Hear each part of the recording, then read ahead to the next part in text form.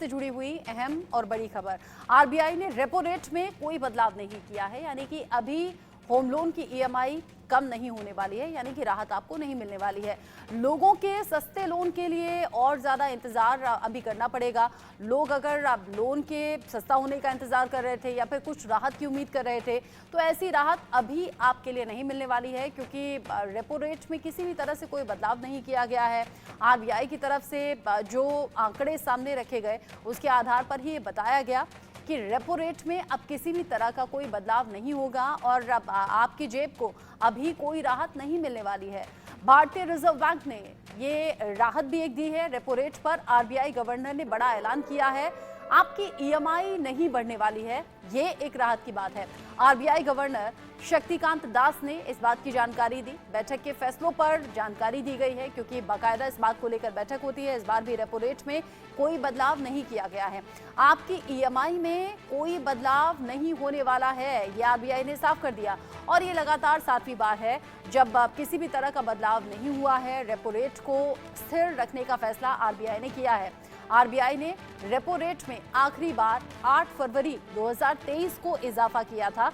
उसके बाद से अब तक इसे नहीं बढ़ाया गया है, यानी कि आपकी ईएमआई तो एज इट इज रहेगी। लेकिन हाँ, अगर आप सस्ते लोन के लिए उम्मीद कर रहे थे कि लोन सस्ता हो जाएगा या फिर लोन की जो दरें हैं वो सस्ती हो जाएंगी, तो उसके लिए आपको हो सकता है इंतजार अभी करना पड़े। रेपो रेट में जब कोई बदलाव नहीं हो रहा है तो सीधे सीधे आपकी जेब पर यह असर है कि आपकी ईएमआई नहीं बढ़ी है। रेपो रेट को 6.50% पर ही स्थिर रखने का फैसला अभी आरबीआई ने किया है। आरबीआई करीब 1 साल से रेपो रेट 6.50% पर स्थिर रखे हुए हैं, बरकरार रखे हुए हैं, और ये 7 बार से बरकरार है।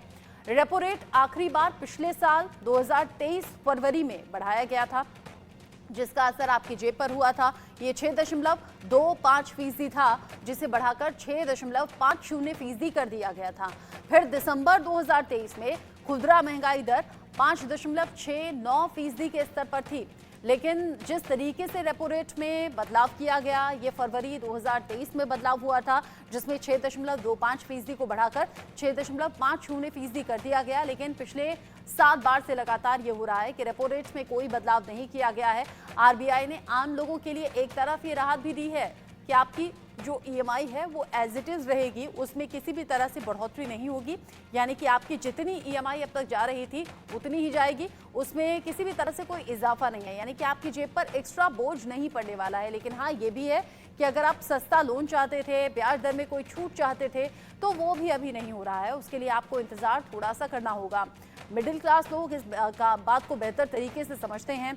अगर उन्हें घर लेना है या फिर उन्हें कार लेनी है या फिर उन्होंने पर्सनल लोन लिया हुआ है, तो ऐसी कई चीज़ें हैं जिनकी ईएमआई आपकी जेब से जाती है। हर महीने एक निश्चित तारीख को आपकी ईएमआई डिडक्ट होती है आपके अकाउंट से। लेकिन इन सभी ईएमआई में अभी किसी भी तरह से कोई बदलाव नहीं होने जा रहा है, किसी भी तरह से कोई इजाफा नहीं हो रहा है, क्योंकि आरबीआई की तरफ से रेपो रेट को बरकरार रखने की बात कही गई है। जिस तरीके से आरबीआई के गवर्नर शक्तिकांत दास ने ये जानकारी दी और बताया कि 7 बार से ये बरकरार है, स्थिर रखे हुए हैं, 6.50% पर रेपो रेट बना रहेगा।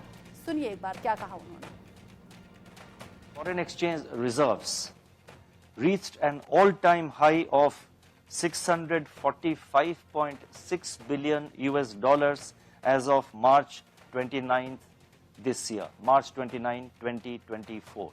I repeat, India's foreign exchange reserves reached an all-time high of $645.6 billion as of March 29, 2024. Latest data on various external vulnerability indicators suggest improved resilience of India's external sector.